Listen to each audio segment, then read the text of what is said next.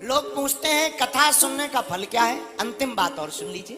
एक बालक बड़ा नास्तिक, उसका पिता बड़ा परेशान, महात्मा के पास ले गया। महाराज, हमारा बालक बड़ा नास्तिक है, भगवान नाम तो दूर की बात है, वो भगवान नाम से चिढ़ता है, क्या किया जाए। महात्मा ने कहा परेशान मत हो, हमारे पास लाओ। महात्मा के पास बालक को ले गए। भैया सीताराम बोलो। हम नहीं बोलेंगे। बालक बोला हम नहीं बोलेंगे, चाहे जो हो जाए। क्यों, क्या होता है बोलने से?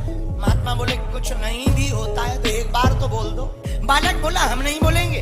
साधु बोला भाई हमारी इज्जत रखने के लिए केवल एक बार बोल दो, फिर कभी मत बोलना। उस बालक ने कहा एक बार बोल देने से क्या होगा? बोले वो बाद में पता लगेगा, पहले एक बार बोलो तो। बोले देखो हम दोबारा नहीं बोलेंगे, एक बार बोलेंगे। बोले हाँ। उस बालक ने धीरे से कहा सीताराम। महात्मा जी बोले बन गया काम। बोले क्यों, क्या काम बन गया, क्या हो गया? महात्मा जी बोले भैया इसका पता अभी नहीं लगेगा, जब तुम मर जाओगे तब पता लगेगा। वो बालक से कहा सुनो, तुमने एक बार सीताराम कहा है और ध्यान रखना, मरने के बाद कोई तुमसे पूछे कि बताओ एक बार सीताराम बोलने का क्या फल चाहिए, तो तुम कहना जो उचित हो, जो इसका फल हो वो दे दीजिए। बालक बोला ठीक है। समय की बात है कि वो बालक मर गया। यमराज के सामने पहुंचा। यमदूतों ने बताया महाराज महापापी है, महानास्तिक है, कभी भजन नहीं किया, लेकिन जिंदगी में एक बार साधु के कहने से सीताराम बोला।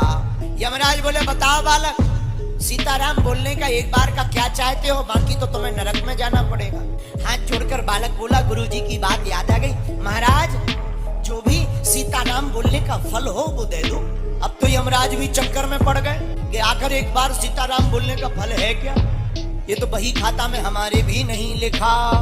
यमराज ने सोचा कहा किया जाए। चल भाई हमें तो पता नहीं, पर ब्रह्मा जी से पूछते हैं। हाथ पकड़कर बालक को ब्रह्मा जी के सामने ले गए। महाराज जी आप विधाता हो, जीव बनाते हो, कृपा करके बताइए एक बार सीताराम बोलने का क्या फल है? ब्रह्मा जी बोले ये तो हमें भी पता नहीं है। क्यों? इस बालक ने एक बार सीताराम बोला है और ये जिद पर अड़ गया कि एक बार सीताराम बोलने का जो फल होता हो वो हमें दीजिए, ये पता नहीं चल रहा फल क्या है। तो ब्रह्मा जी बोले देखो भाई हम भी नहीं जानते इसका फल, लेकिन भगवान शंकर इसका फल जरूर जानते। क्यों? क्योंकि वो दिन ना रात राम राम राम राम कहते रहते हैं। शंकर जी के पास ब्रह्मा जी लेकर गए उस बालक को।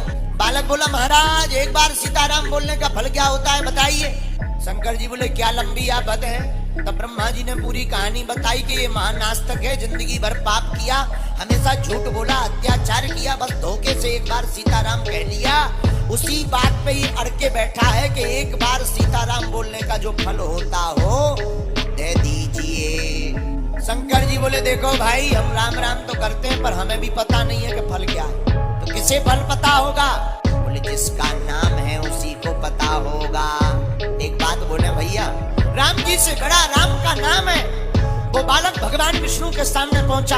यमराज पहुंचे, शंकर जी गए, ब्रह्मा जी गए। ब्रह्मा जी ने पूरी कहानी भगवान विष्णु को बताई। महाराज एक बार सीताराम बोलने का फल क्या होता है इस बालक को दे दीजिए। विष्णु भगवान बोले वैसे तो तराजू पर तौलकर आज तक हमने फल देखा नहीं कि सीताराम एक बार बोलने का फल क्या है, लेकिन एक बात बोले क्या?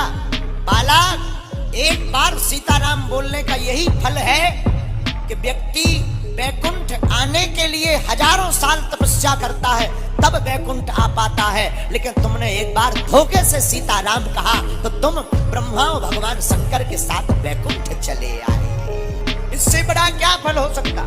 तो स्वामी श्री तुलसीदास जी महाराज कहते हैं कलयुग में केवल भगवान का नाम ही सार है।